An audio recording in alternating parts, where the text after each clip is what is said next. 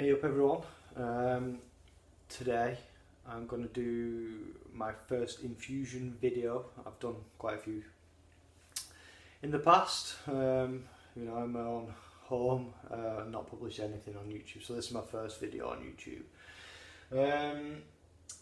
Like I said, I've done quite a lot of these, varying from kind of sea buckthorn to rose hips to your bog standard kind of cherry and like blackberry whiskey. So I'm going to start doing some more videos along these lines because there's a ton of different things you can experiment with, and most of them are class as well, so they're really good. Ironically, the one that I'm doing today is the first time I've actually done this, but like I said, I've got a little bit of experience with infusions already, so I'm hoping I should be okay with this one. Now, this one is a classic, and it is sloe gin, but I'm using vodka. So sloe gin or sloe vodka.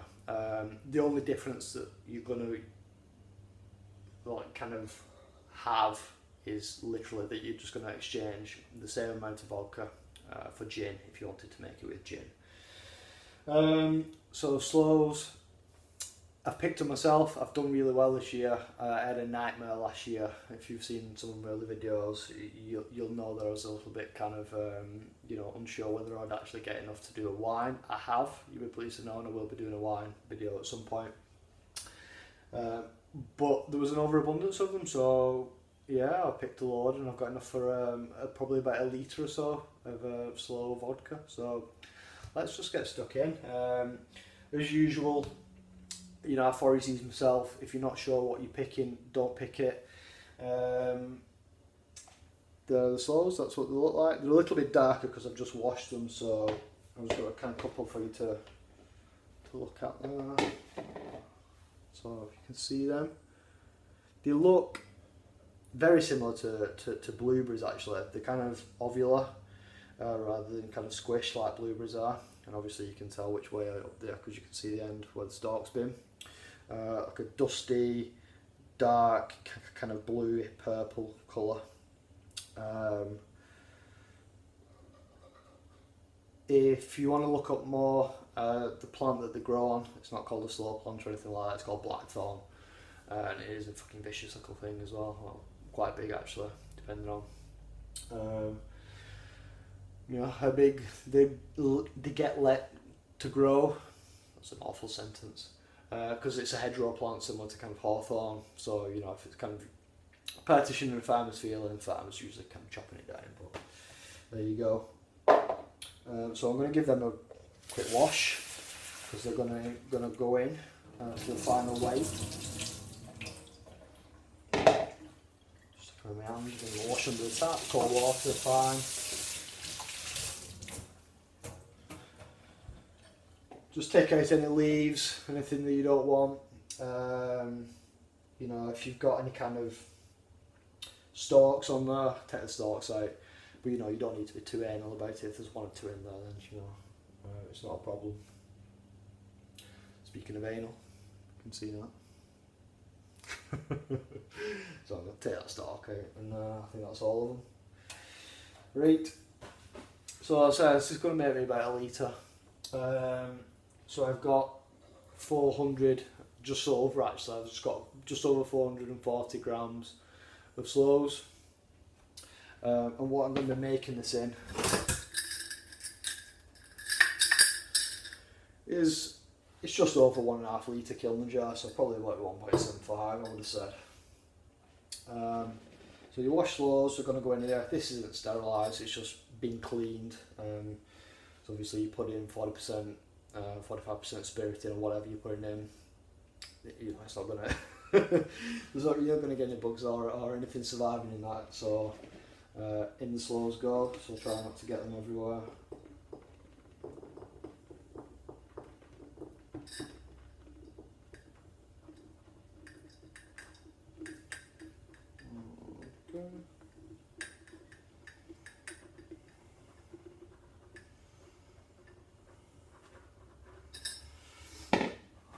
Okay. I'm going to weigh out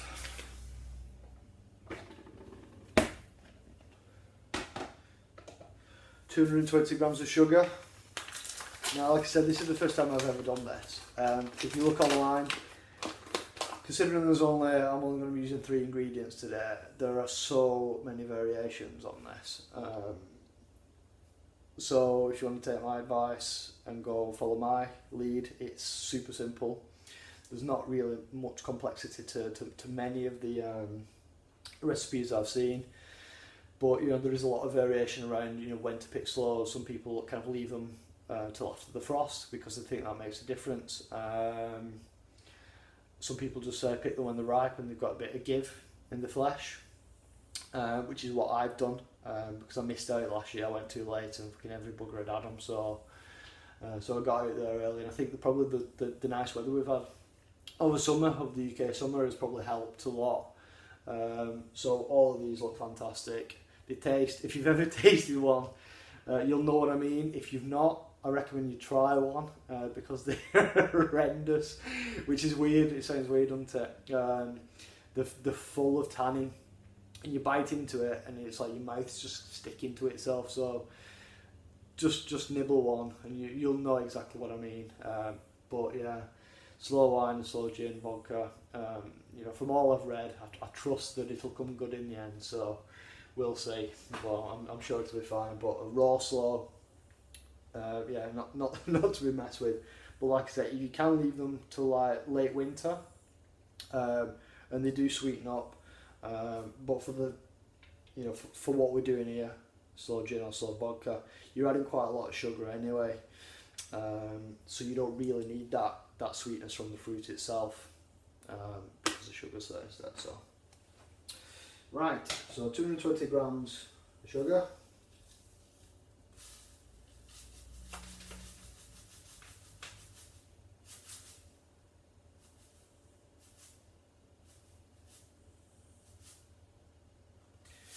There we go. Try not to spill it everywhere.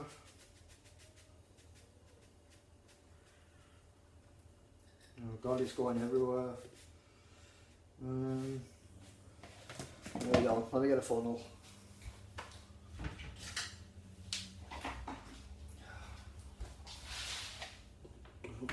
Wrong bowl.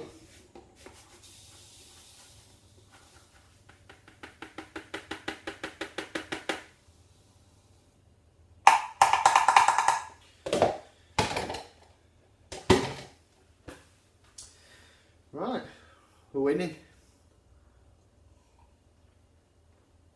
Cheeky beer.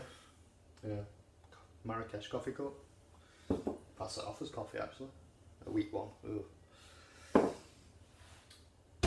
Right, so onto the spirit. Now this is just, you can either use kind of standard vodka, whatever vodka you've got. If you've got a litre of it, Smirnoff or whatever it is, I don't like vodka by itself, really. But yeah, stick a litre of it in. If you have got a still or anything like that, so if you live in a country where distilling is legal, and you've got something like an still or a T500 still by Still Spirits, then the kind of, once you've tempered the kind of final distillate down to like 40-45%, then you can just use that plain spirit because it's just like vodka anyway, and it doesn't really taste any different. It's just kind of raw spirit, so you can use that. So yeah, vodka or you kind of plain spirit from from a still. So, or if you make your own potato vodka, whatever. There's all much of a muchness in it because it's going to taste like sloes at the end of the day.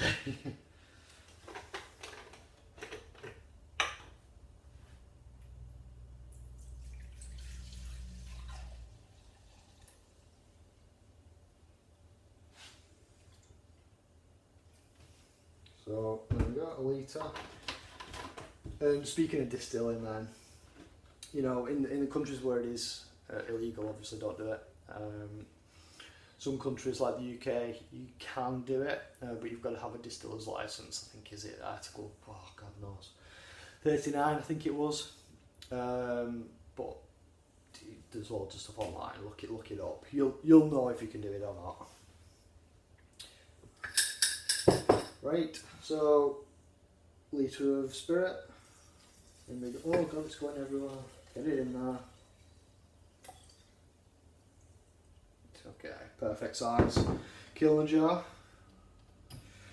And all I'm going to do, I'm going to lock it. I'm going to give it a good shake.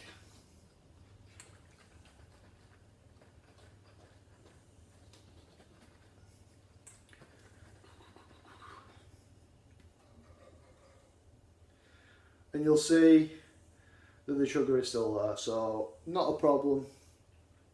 What I'm going to do is I'm going to stick this in a dark cupboard for, and again, this is where opinions divergent. So what tends to happen, from what I've read, is that the heart of the stone is kind of like, I don't know what it is, to be honest. But at the heart of the stone, once the kind of vodka's penetrated it, it leaches out kind of like almond flavours. So I assume it must be related to the almond, somewhere down the line. But I think quite a few stone fruits do that, if I'm right.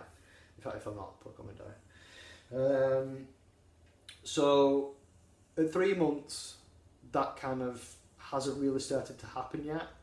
So if you don't like almond flavours, strain the sloes out after 3 months, bottle it and leave it for about 6 months to, well, probably longer if you can, so maybe 12 months. So you're waiting a while before you can drink this, like, you know what I mean? I've got a litre of fucking spirits tied up in this for like 18 months. But if you do like almond flavour, so depending on how much almond flavour you would like, again, it's all trial and error and personal preference. So you might be leaving it somewhere between 3 months and 12 months. So what I'm going to do is I'm going to kind of go a bit halfway. So I'm going to leave this until probably after Christmas, so maybe like 4 or 5 months, and then strain it and bottle it. And you know, if you get any, like with some infusions, you can get some that are like crystal clear and some that are a bit murky. And if you leave them long enough, any sediment will sit to the bottom anyway. But if you wanted to, you can bottle it after you kind of run it through like a wine filter, you know, a wine filter paper. So yeah, so I'm going to probably leave it about 4 or 5 months, then bottle it personally. So this is going to go into a dark cupboard, but what I'm going to do is once a day, I'm going to shake this until all the sugar has dissolved. And once all the sugar's dissolved, I'm not going to touch it. That's it. That's it. That's your lot. So next year, maybe even the year after, I'll do a taster video to let you know how it's gone. But yeah, some infusions take literally a couple of days and it's ready.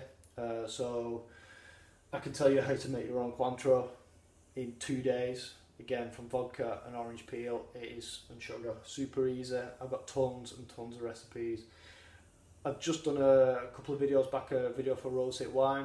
Rosehip vodka is awesome as well.